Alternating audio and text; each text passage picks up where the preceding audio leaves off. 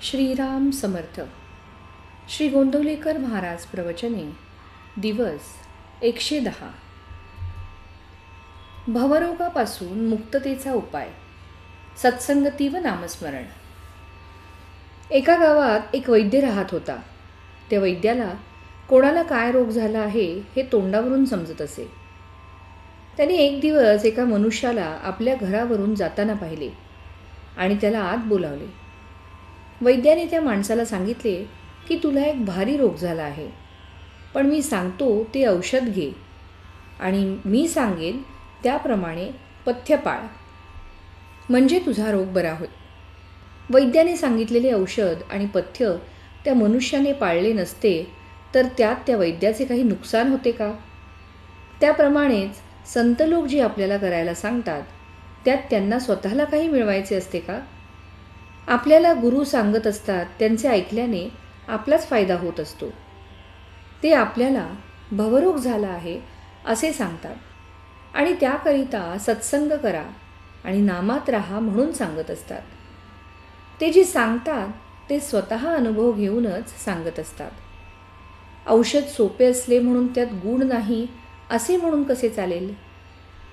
तुकारामांनी आपल्या उपासनेची शपथ घेऊन सांगितले आहे की नामस्मरणासारखे सोपे साधन नाही.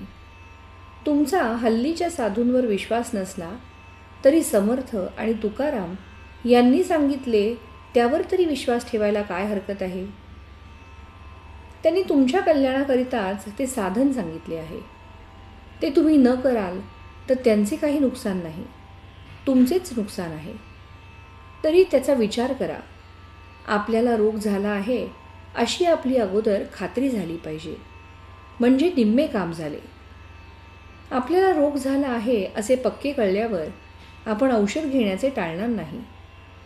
संसारात सुख नाही असे आपल्याला दिसत असताना ज्या योगाने सुख मिळेल त्याच्या खटपटीला लागले पाहिजे.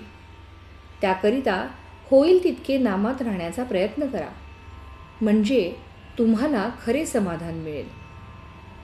एका मनुष्याने 30 वर्षे मनापासून नोकरी केली.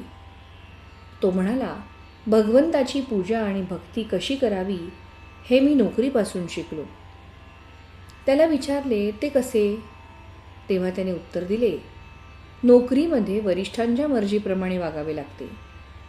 तो जिथे बदली करील तिथे आपल्याला जावे लागते.